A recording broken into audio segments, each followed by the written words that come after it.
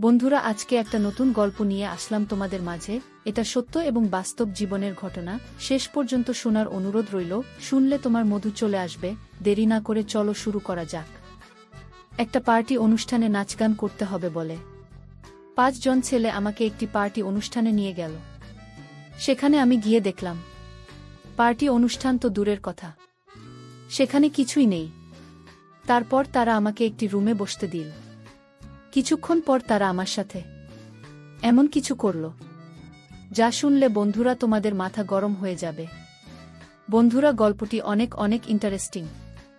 আশা করি গল্পটি শুনে তোমরা অনেক মজা পাবে। গল্পটি শোনার পূর্বে বন্ধুরা, তোমাদের আমার ছোট একটা অনুরোধ। তোমরা দয়া করে আমার চ্যানেলটিকে সাবস্ক্রাইব করে আমাকে সাপোর্ট করবে। হ্যালো বন্ধুরা, আমার নাম মনিকা আর আমার বয়স তখন মাত্র 22 বছর।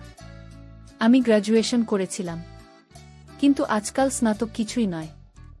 বিয়ে করার পরও মানুষ ডিগ্রি হাতে নিয়ে রাস্তায় রাস্তায় ঘুরে বেড়ায়। এটা সঠিক ধারণা আমি তখনই বুঝতে পারি যখন আমি চাকরি খুঁজতে বের হলাম। প্রতিটি কোম্পানির সামনে তরুণ তরুণীদের একটা বিশাল লাইন। এমতাবস্থায় আমার মতো একটা মেয়ে কোথায় চাকরি পাবে যার না আছে কোনো অভিজ্ঞতা, না আছে বড় কোনো ডিগ্রি? কিন্তু একটা চাকরি এই মুহূর্তে আমার খুব প্রয়োজন ছিল, কারণ বাবার মৃত্যুতে আমাদের শিরদাঁড়া ভেঙে গিয়েছিল। বাড়িতে বাবাই একমাত্র উপার্জনকারী ছিলেন, আর আমরা 3 বোন অবিবাহিত ছিলাম। আমার বড় বোন শিক্ষিত ছিল না, তাই রোজগারের দায়িত্ব আমার কাঁধে এসে পড়ে। আমি যখন বাড়ি থেকে বের হলাম তখন আমি বুঝতে পারলাম বাইরের জগৎটা কত কঠিন। এখন বুঝতে পারলাম বাবা কত কষ্ট করে আমাদের মুখে খাবার তুলে দিতেন। বাবার প্রতি আমার সবসময় রাগ হতো যে তিনি আমাদের ইচ্ছা পূরণ করেন না। আমার আগে মন খারাপ হয়ে যেত, তবুও তিনি আমাকে খুব আদর করে বলতেন, মা, চিন্তা করিস না, একদিন তোর ভাগ্য ফিরবে। কিন্তু সেদিন আর এল না। একদিন বাবা ঘুমের মধ্যে মারা গেলেন। যখন সকালে আমরা বুঝতে পারলাম যে বাবা আর আমাদের মধ্যে নেই, তখন আমরা বুঝতে পেরেছিলাম যে বাবা আমাদের জন্য কতটা জরুরি ছিলেন। অন্তত তিনি আমাদের লোকের কুদৃষ্টি থেকে রক্ষা করতেন, আর খাবারের মতো মৌলিক জিনিস থেকে বঞ্চিত ছিলাম না। বাবার মৃত্যুর পর কয়েকদিন পর্যন্ত আমাদের প্রতিবেশী ও পরিবারের সদস্যরা আমাদের সাহায্য করেছিল, কিন্তু ধীরে ধীরে সবাই যার যার জীবনে ব্যস্ত হয়ে পড়ল। আজকের যুগে খাওয়াতে পারে আমি চাকরির খোঁজে বাড়ি থেকে বেরোতে বাধ্য হয়েছিলাম, এবং আমি বুঝতে পেরেছিলাম যে বাইরের জগৎ নারীদের জন্য কতটা কঠিন। আমি কোনো কোম্পানিতে চাকরি পাইনি। প্রতিটি কোম্পানির বাইরে হাজার হাজার যুবক দাঁড়িয়ে আছে। তারপর আমি বাধ্য হয়ে একটি প্রাইভেট স্কুলে একটি চাকরির জন্য গেলাম। সেখানের অবস্থা আরও খারাপ। অর্ধেক দিনের বেশি কাজ করার পরিবর্তে মাসে মাত্র 6,000 টাকা পাওয়া যেত। সংসার খরচ এই সব টাকা লেগে যেত। এতেও স্কুলের মালিক আমাকে আমার অভিজ্ঞতার কথা জিজ্ঞেস করলে আমি চুপ হয়ে যেতাম, অনেক খোঁজাখুঁজি করেও। তারপর একদিন হঠাৎ স্কুলের মালিক আমাকে চাকরি থেকে বের করে দেয়। এখন আমি কি করব বুঝে উঠতে পারছি না। অনেক খোঁজাখুঁজি করেও কোনো কাজ পাচ্ছিলাম না। অনেক খোঁজাখুঁজির পর আমার এক বন্ধুর ভাইয়ের মাধ্যমে আমি একটি পিৎজা হাউসে ওয়েটারের চাকরি পাই, যেখানে সারাক্ষণ পুরুষ মানুষের ভিড় লেগেই থাকত। সেখানে তারা আমাকে একটা কালো রঙের কোট দেয়। প্রতিদিন সেটি পরে আমাকে ডিউটিতে যেতে হবে, যার উপরে পিৎজা হাউসের নাম লেখা ছিল। পরের দিন থেকেই আমাকে কাজের জন্য ডাকা হয়েছিল। পিৎজা হাউসের মালিক ওয়াটারের নামে একটি আধুনিক মেয়ে চেয়েছিলেন। মেয়েটিকে দেখতে যাতে অনেক সুন্দরী হয়, যার কাঁধে চোট চুল ছড়িয়ে থাকবে, এবং সে যেন অনেক মেকআপ করে ডাইনিং হলে দাঁড়িয়ে থাকে। তাদের সমস্ত শর্ত মেনে আমি ইউনিফর্মটি আমার ব্যাগে রেখে বাড়ি ফিরে এলাম। আমি তখনও ঠিক করতে পারিনি যে আমি এই কাজটা করতে চাই কিনা, কারণ এটা আমার জন্য খুব কঠিন কাজ। বাবা থাকতে আমাকে কখনো প্রয়োজন ছাড়া বাড়ি থেকে বেরোতে হয়নি। আর এত আটোসাটো পোশাক পরে এত মানুষের মধ্যে পিৎজা হাউসে দাঁড়িয়ে থাকাটা আমার জন্য খুবই অস্বস্তিকর কাজ ছিল। কিন্তু ভাবার প্রয়োজন, একজন মানুষকে সবকিছু করতে বাধ্য করে। আমি যখন সেখান থেকে বাড়ি ফিরে আসি, তখন আমার মা দরজার দিকে উদ্বিগ্ন হয়ে দাঁড়িয়েছিলেন। আমাকে দেখে তার চোখে জল চলে আসলো। আমি আমার মাকে জিজ্ঞেস করলাম যে, মা, তুমি এখানে এভাবে দাঁড়িয়ে আছো কেন? তখন মা কাঁদতে শুরু করে বলল, মা, কারেন্টের মিটারের লোকেরা এসে আমাদের মিটারের লাইন কেটে দিয়ে গেছে। মায়ের কথা শুনে আমার হৃদয় কেঁপে উঠল। এখন খুব গরম, কারণ ছাড়া বেঁচে থাকা খুব কঠিন। কিন্তু গত 2 মাস ধরে আমরা বিল দিতে পারিনি। সম্ভবত সে কারণেই আমাদের মিটারের লাইনটা কেটে দিয়েছে। মায়ের চোখের জল আমাকে সিদ্ধান্ত নিতে বাধ্য করে। আমি মাকে বললাম, মা, আমি একটা ভালো কোম্পানিতে চাকরি পেয়েছি। কাল থেকে আমার জন। মা আমার মাথায় হাত রেখে বললেন, এখন তুই আমাদের ভরসা। আর তোকেই তোর 2 বোনের বিয়ের ব্যবস্থা করতে হবে। মা আমার কাছে একটি ভারী দায়িত্ব দিয়ে দিলেন। আমি ভাবছিলাম কিভাবে আমি দায়িত্ব পালন করব, কিন্তু আমাকে এই দায়িত্ব পালন করতে হবে। মা জিজ্ঞেস করেছিলেন আমি কোথায় চাকরি পেয়েছি, কিন্তু আমি তাকে বলতে চাইনি আমি কোথায় চাকরি পেয়েছি। তাই আমি মাকে বললাম যে আমি একটি বড় কোম্পানিতে একটি ভালো পোস্টে চাকরি পেয়েছি। আমার কাজের সময় ছিল বিকাল 3টা থেকে রাত 1-1টা পর্যন্ত। আমি অনেক কষ্টে মাকে এই কথাটা বলেছিলাম। আমার চাকরির সময় জেনে মা অবাক হয়ে আমার দিকে তাকিয়ে বললেন যে এটা কোনো কোম্পানি যেখানে বিকেল 3টায় তাকে কাজে ডাকে। আমি মিথ্যা বলেছিলাম যে এটা একটা মাল্টিন্যাশনাল কোম্পানি, এখানে 24 ঘন্টা কাজ চলে। এই সময়ে আমাদের টাকার এত প্রয়োজন ছিল যে তিনি আমাকে প্রশ্ন করার পরিবর্তে আমার মা আমাকে প্রচুর আশীর্বাদ করলেন। পরের দিন দুপুর 2টায় পিৎজা হাউসের জন্য বেরিয়ে পড়লাম। আমি কি জানতাম এখান থেকেই আমার ভাগ্য আমাকে কোথায় নিয়ে যাবে। পিৎজা হাউসে আসার পর ইউনিফর্ম চেঞ্জ করেছিলাম। ম্যানেজার আমাকে পিৎজা হাউসের দরজায় কাছেই দাস ঘুরিয়ে বললেন, আজ তোমার প্রথম দিন, তাই তুমি ভিতরে আসা যাওয়া সবাইকে সম্মানের সাথে স্বাগত জানাবে। তারপরে আমার দিকে তাকিয়ে সে রেগে বলল, এটা কি রকম হলো? তুমি মেকআপ করে আসলে না কেন? আমি বললাম, সরিষার। তারপর ম্যানেজার আমাকে বলল, তুমি 10 মিনিটের ভিতরে করে আসবে। যাও যাও, তাড়াতাড়ি যাও। ম্যানেজারের কথা শুনে আমি টেনশনে পড়ে গেলাম, কারণ আমার মেকআপ ছিল না। সেখানে উপস্থিত আরেকটি মেয়ে তার মেকআপ নিয়ে এসে আমার মুখে খুব দ্রুত মেকআপ করে দিল। এবং তারপরে আমি যখন আয়নায় নিজেকে দেখলাম, আমি অবাক হয়ে গেলাম। আমি জানতাম না যে আমি এত সুন্দর। আমার গায়ের রং ফর্সা, কিন্তু একটু মেকআপ করার পর আমি পুরোপুরি উজ্জ্বল হয়ে উঠলাম। আয়নায় নিজেকে দেখছিলাম। তখন মেয়েটি বলতে শুরু করল যে এই পিৎজা কোম্পানির মালিক তোমাকে শুধু তোমার সৌন্দর্যের জন্যই তোমাকে এখানে রেখেছে, নইলে কাজ করার জন্য তো অনেক লোক আছে। আমি তখন জানতে পারলাম যে আমি আমার যোগ্যতার জন্য নয়, আমার সৌন্দর্যের কারণেই কাজটি পেয়েছি। কাজের প্রথম দিনটি আমার জন্য খুব কষ্টের ছিল।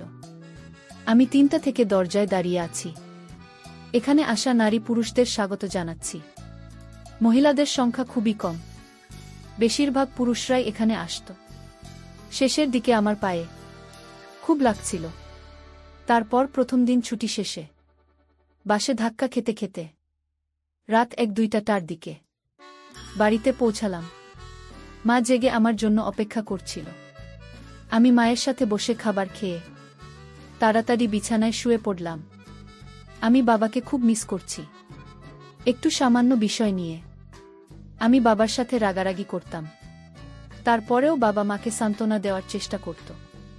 রাতে খাওয়া দাওয়া করে আমি পায়ের ব্যথায় ছটফট করতে করতে বুঝতেই পারেনি কখন যে ঘুমিয়ে পড়েছি। পরের দিন আবার 2টার দিকে বাসা থেকে বের হলাম। আজ আমাকে দরজার কাছে দাঁড় না করিয়ে অর্ডার নেওয়ার কাজটি দেওয়া হয়েছিল। এই কাজটা আমার কাছে প্রথমে কিছুটা সহজ মনে হয়েছিল, কিন্তু কিছু সময় পর বুঝেছিলাম এই কাজটা মোটেও সহজ নয়। আমি যার কাছে অর্ডার নিতে যেতাম প্রায় পুরুষরাই আমার দিকে হা করে তাকিয়ে থাকত, আর আমাকে এটা সেটা জিজ্ঞেস করত আর হাসত, এবং জবাবে আমাকেও হাসতে হতো, কারণ এটাই এখানে কাজের নিয়ম। তারা ইচ্ছাকৃতভাবে অর্ডার দিতে অনেক সময় নিত। মাঝে মাঝে অর্ডার দেওয়ার সময় আমার এত কাছে আসত যে তখন আমার খুব খারাপ লাগত। এখন আমি ভালোই বুঝতে পারছি যে এই পিৎজা হাউসটি ওয়েটারের কারণে চলত, কারণ এখানে প্রায় সবগুলো ওয়েটার সুন্দরী সুন্দরী মেয়ে, যে কারণে এখানে বেশিরভাগ পুরুষই আসত শুধুমাত্র মেয়েদের জন্য। এভাবেই চলছিল আমার চাকরি। আমি সেখানে খুব ভালোই ছিলাম। এভাবে চলতে চলতে আমার চাকরির প্রায় 1 মাস হয়ে গেল। সেই 1 মাসে অনেক কিছু ঘটে যা আমার জন্য খুবই অদ্ভুত ছিল। পুরুষদের অর্ডার দেওয়ার অজুহাতে কাছে আসা এবং ডবল মিনিং যুক্ত শব্দ ব্যবহার করা। কিন্তু এই চাকরির সবচেয়ে ভালো জিনিস হল বেতন ছাড়াও এই 1 মাসে প্রচুর টিপসের টাকা জোগাড় হয়েছিল। সেই টাকায় আমি বিদ্যুতের বিল মেটাতে ব্যবহার করি। ধীরে ধীরে পিৎজা হাউসের পরিবেশে অভ্যস্ত হয়ে পড়ি চাকরি করতে করতে। এরই মাঝে আমি একটি অদ্ভুত ব্যাপার লক্ষ্য করতাম। প্রতিদিন সন্ধ্যায় 5 জন ছেলে পিৎজা খেতে আসত কোনার টেবিলে বসতে। সেই টেবিলটা ছিল আমার ভাগে। আমি প্রতিদিন তাদের কাছে অর্ডার নিতে যেতাম। তারা 5 জনই 20 থেকে 22 বছর বয়সী, যারা আমার দিকে গভীর দৃষ্টিতে তাকাত। আজও যখন আমি তাদের কাছে অর্ডার নিতে গেলাম, তাদের একজন জিজ্ঞেস করে, তুমি এখানে বাধ্য হয়ে কাজ করো তাই না? আমি হ্যাঁ বলে দিলাম। সে সাথে সাথে তার কার্ডটি বের করে আমার সামনে রেখে বলল, তোমাকে খুব ভদ্র মেয়ে বলে মনে হচ্ছে। যদি তোমার কোনো সাহায্যের প্রয়োজন হয় তবে দয়া করে আমাকে স্মরণ করিও। আশা করি উপকার পাবেন। আমি কিছু না ভেবেই কার্ডটি তুলে আমার কোটের পকেটে রাখলাম। আমি যখন কার্ডটি নিলাম, সে তখন একটা মুচকি হাসি দিল। আমি জানতাম না যে এই হাসির ভিতরে এক অদ্ভুত ব্যাপার লুকিয়ে আছে। এই হাসির ভিতরে আমার জীবনের সবচেয়ে কঠিন সময় আসবে। তারপর এভাবে বেশ কিছুদিন ছেলেগুলো আসতে থাকল। প্রতিদিন আমি তাদের অর্ডার নিতে যেতাম। তাদের একজন আমাকে মাঝে মাঝে বলতো, তুমি কত সুন্দর, সত্যিই তুমি একটি ভালো মেয়ে। একটু একটু করে কথা বলতে বলতে তাদের সাথে আমাদের বন্ধুত্বপূর্ণ সম্পর্ক হয়ে গেল।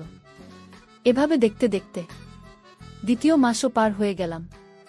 একদিন চাকুরি থেকে বাড়ি ফেরার পর মা আমাকে বলল যে, মা মনিকা, তোর বড় দিদির একটা ভালো সম্বন্ধ এসেছে। তারপর বড়দিকে দেখে অনেক পছন্দ করেছে, আর তারা তাড়াতাড়ি বিয়ের কাজটা সেরে ফেলতে চাচ্ছে। মায়ের কথা শুনে আমি টেনশনে পড়ে গেলাম, কারণ সবেমাত্র আমি বাড়ির খরচ বহন করেছি। বিয়ের দায়িত্বের কথা ভাবতেও পারিনি। মা বলতে শুরু করেন, মা মনিকা, তোর কোম্পানি থেকে লোন নিয়ে, অনেক বড় কোম্পানি, লাখ টাকা লোন পেলেও তোর দিদির বিয়ে ভালোভাবে হয়ে যাবে। আমার বড় দিদি 26 বছর বয়সী এবং মাতাকে নিয়ে খুব টেনশনে ছিলেন। এখন আমি কিভাবে মাকে বলব যে আমি পিৎজা হাউসে ছোট একটা চাকরি করি? আমি কিভাবে লাখ টাকা জোগাড় করব? তাই আমি মায়ের কথার কোনো রিপ্লাই দেয়নি। কিন্তু মায়ের চোখে আমার প্রতি আশার আলো স্পষ্ট দেখতে পাচ্ছিলাম। আমার মা নিশ্চিত ছিলেন যে আমি কোম্পানি থেকে লোন পাব।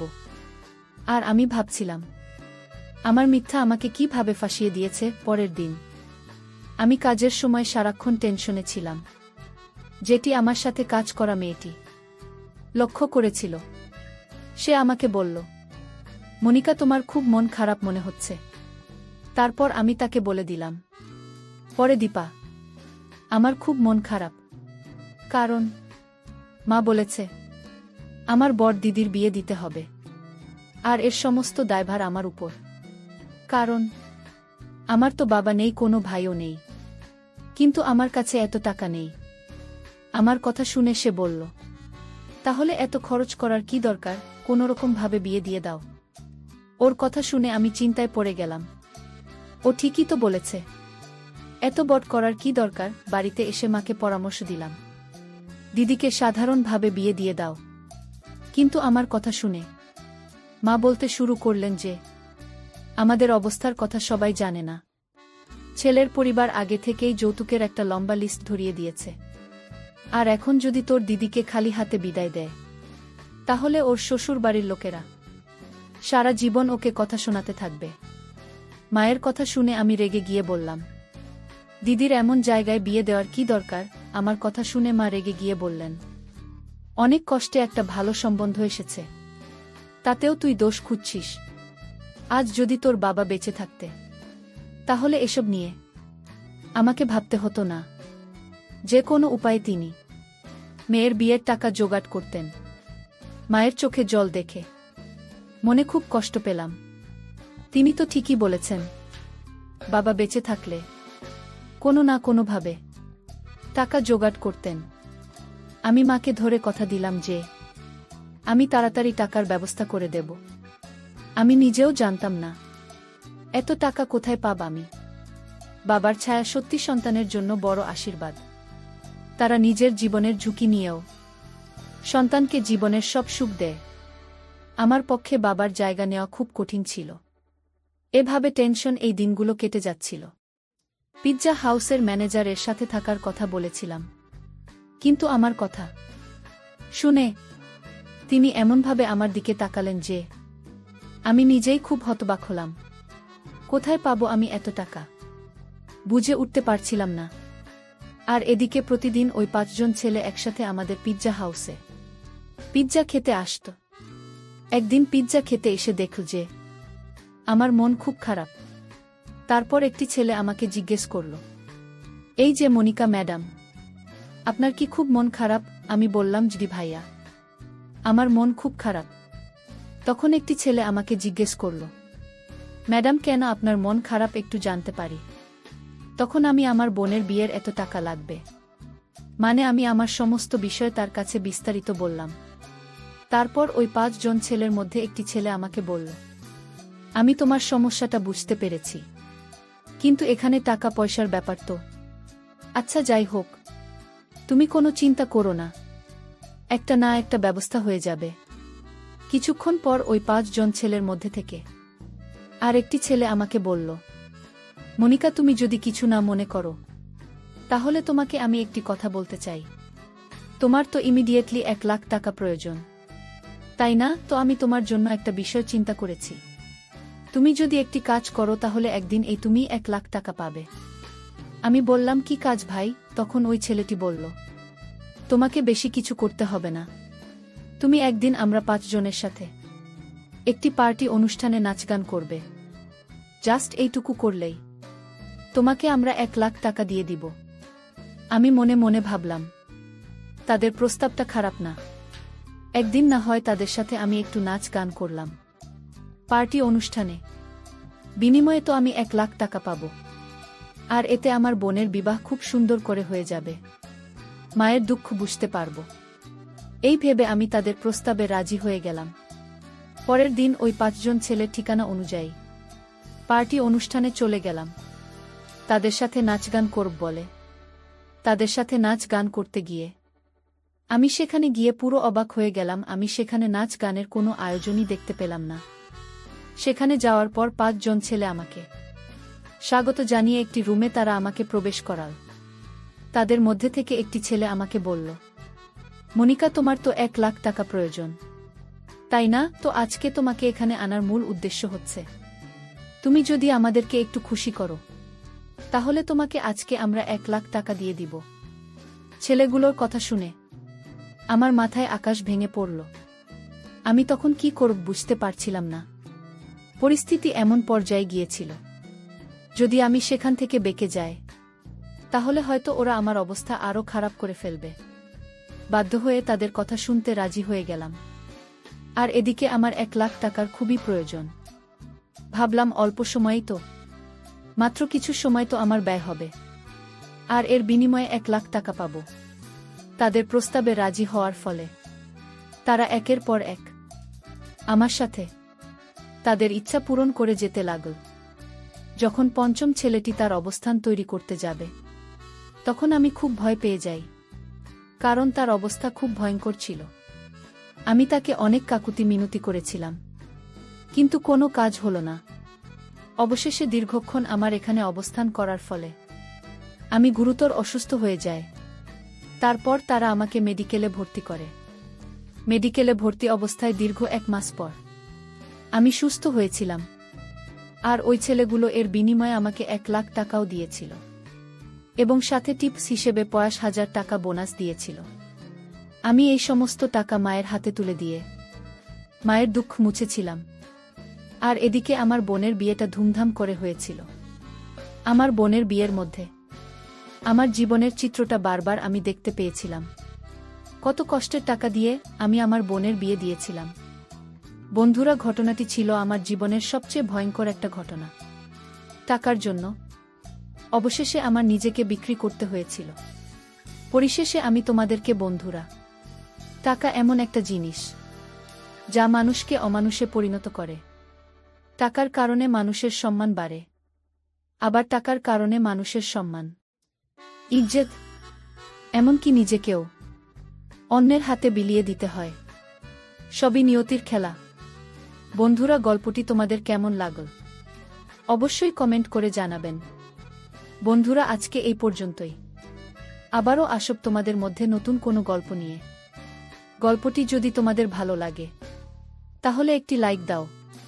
প্রতিদিন আমি তোমাদেরকে এই রকম ইন্টারেস্টিং একটা করে নতুন গল্প উপহার দিব। তাই তোমাদেরকে অনুরোধ করে বলছি, তোমরা যদি এরকম ধরনের ইন্টারেস্টিং গল্প পেতে চাও তাহলে দয়া করে আমার চ্যানেলটি সাবস্ক্রাইব করো। অবশেষে তোমাদের সকলের সুস্বাস্থ্য কামনা করি। ভিডিওটি দেখার জন্য তোমাদের সকলকে অসংখ্য ধন্যবাদ।